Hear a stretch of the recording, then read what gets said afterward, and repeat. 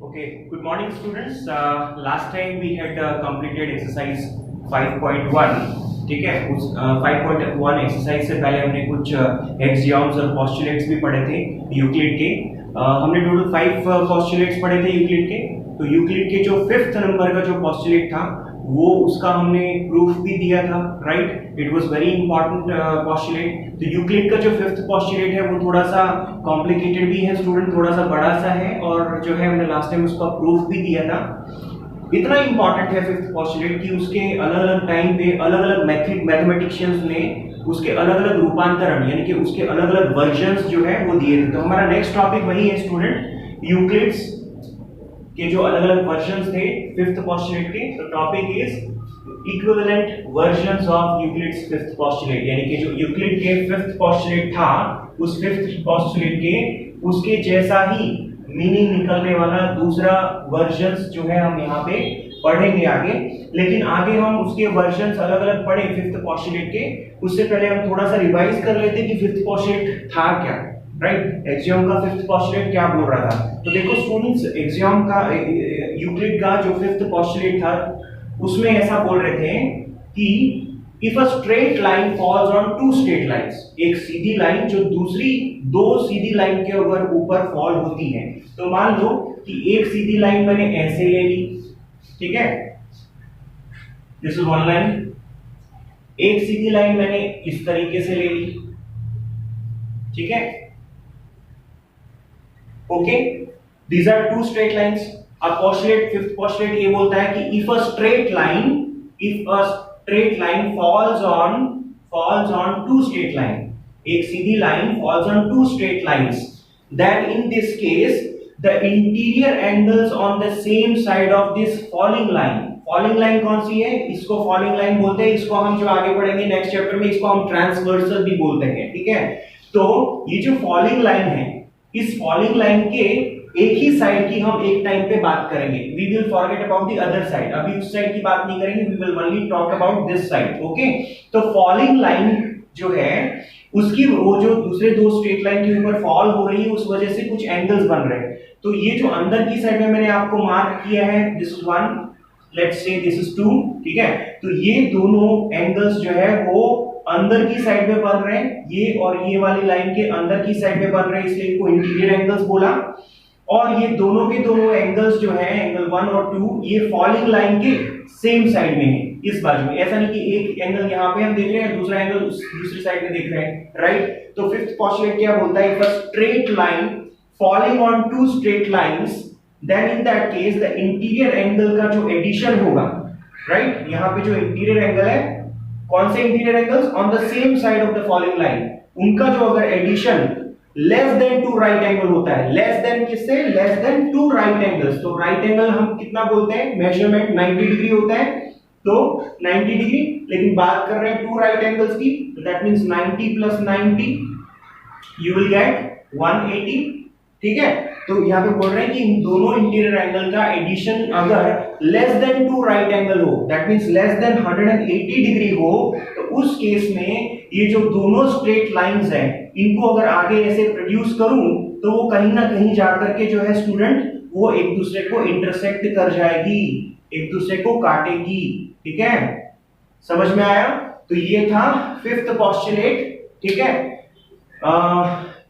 Euclid का। अब वो जो 5th पोस्टुलेट हमने यहाँ पे समझ लिया है स्टूडेंट, अब इसी का जो है रूपांतरण जिसका सेम मीनिंग निकलता है उसके अलग अलग वर्जन्स दिए हैं अलग अलग मैथमेटिशियन ने।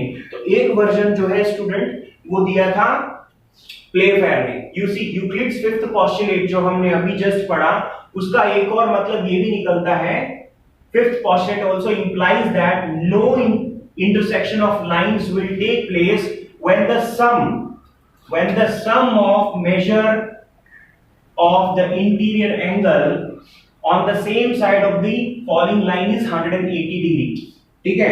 5th पोस्टुलेट अभी हमने जस्ट पढ़ा, तो उसमें हमने क्या देखा, इंटीरियर एंगल का addition less than 2 right angles होना चाहिए, that means less than 180 degree होना चाहिए। अगर लेस देन 180 डिग्री है तो लाइंस आगे जाके एक दूसरे को इंटरसेक्ट करेगी। लेकिन यहाँ पे बोल रहे हैं कि अगर उन इंटीरियर एंगल का एडिशन एग्जैक्टली 180 डिग्री हो तो उस केस में स्टूडेंट्स वो जो लाइन है वो एक्चुअली पैरेलल हो जाएगी। ठीक है, इस केस में जो है लाइन क्या हो जाएगी, पैरेलल हो जाएगी। मान लो this is the following line, these are two straight lines, okay, these are two straight line, this is the following line.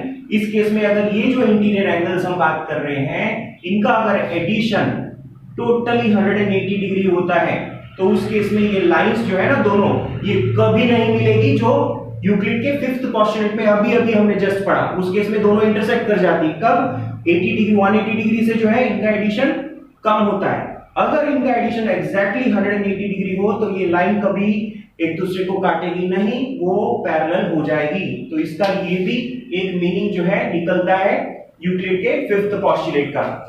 अब उसका दूसरा वर्जन हम देख लेते हैं।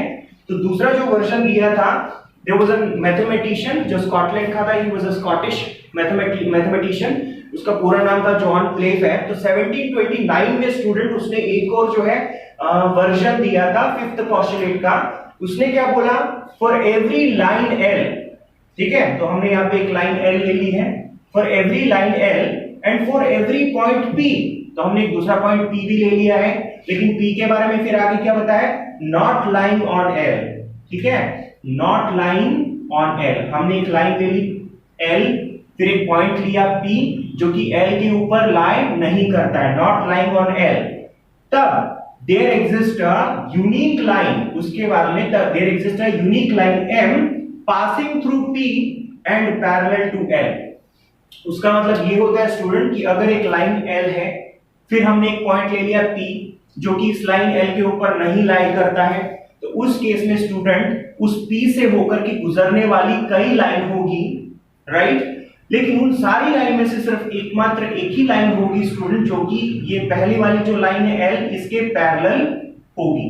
ठीक है, यू सी पॉइंट पी है, वहां से नंबर ऑफ लाइंस निकल रही है, एक ये लाइन है, एक ये लाइन है और एक ये लाइन है, लेकिन एक ही ऐसी लाइन है दैट इज लाइन एम जो कि लाइन एल के पैरेलल है, राइट। ये प्लेफेयर्स एक्सियोम बोल रहा है। Once again, for every line L and for every point P not lying on L, there exists a unique line, unique का मतलब only one line M passing through P and parallel to L।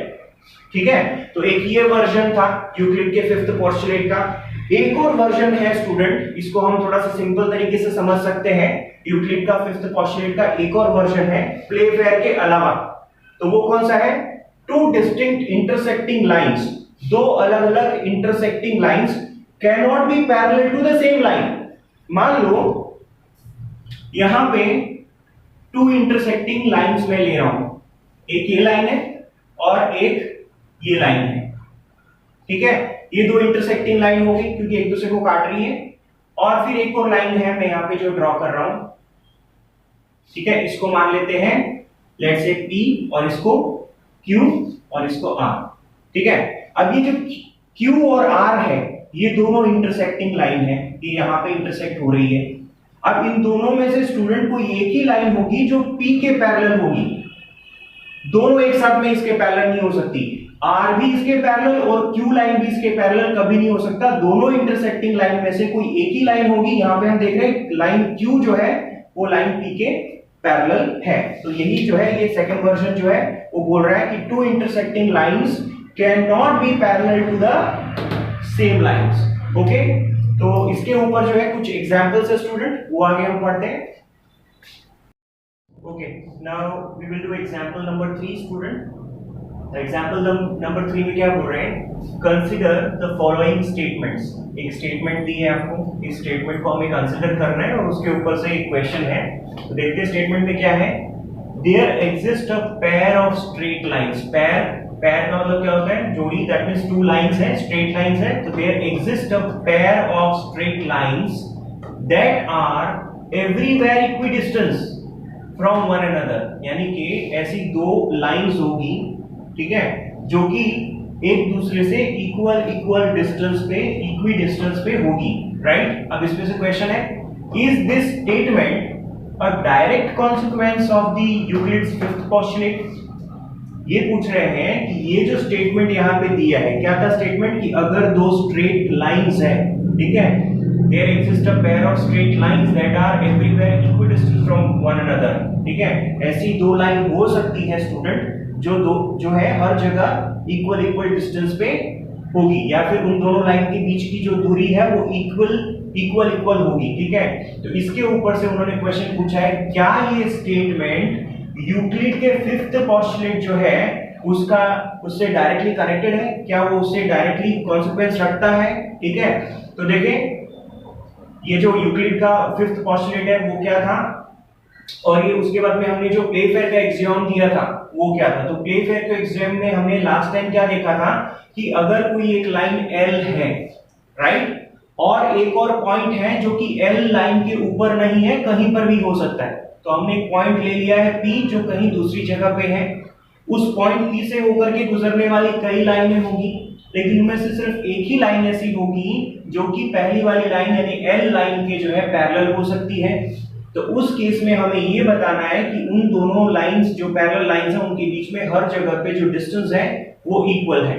ठीक है, तो take any line L, हमने line L ले ली है, and a point P not on L by Playfair's axiom, then by Playfair's axiom which is equivalent to the fifth postulate। और ये हमने लास्ट टाइम देख लिया था कि जो Playfair's का जो axiom है वो इक्विवेलेंट वर्जन है किसका, यूक्लिड के फिफ्थ पोस्टुलेट का, मतलब दोनों का मीनिंग सेम निकलता है। We know that there is a unique line, उस केस में स्टूडेंट सिर्फ एक यूनिक लाइन होगी, वो कौन सी होगी, M थ्रू P, कहां से होके निकलने वाली, P से होकर के निकलने वाली, which is parallel to the line L। ठीक है, okay, now the distance of the point from a line, the distance of a point from a line, इसका क्या मीनिंग है ये देख लेते हैं। Distance of a point from a line, एक लाइन मैंने ले ली, मान लो यहां पे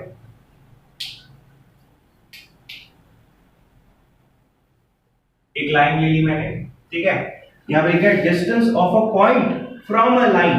तो distance of a point, let's take another point here, ठीक है, इसको S बोल देते हैं। तो distance of a point from this line वो क्या होगी, वो एक्चुअली एक परपेंडिकुलर डिस्टेंस होगी, राइट, ऐसा ही इस लाइन में बोल रहे हैं स्टेटमेंट में। The distance of a point from a line, distance of a point from a line is the length, ये कैसी लेंथ होती है, is the length of perpendicular, length of perpendicular from the point two the line, length of perpendicular from the point two the line, यानी कि इसको हम जो है डिस्टेंस बोलते हैं। तो इस केस में, कौन से केस में, प्लेफेयर्स के एक्सियोम में, प्लेफेयर्स के एक्सियोम में स्टूडेंट जो परपेंडिकुलर डिस्टेंस होगी लाइन L और लाइन M के बीच में, वो परपेंडिकुलर डिस्टेंस हर जगह पे सेम होगी, राइट। अगर कोई पॉइंट में M लाइन के ऊपर लेता हूं कहीं पर भी, उस पॉइंट से L लाइन तक का डिस्टेंस, या फिर मैं कोई पॉइंट लाइन L के ऊपर ले लेता हूं कहीं पर भी, उस पॉइंट से लाइन M तक का डिस्टेंस हर जगह पे सेम होगा।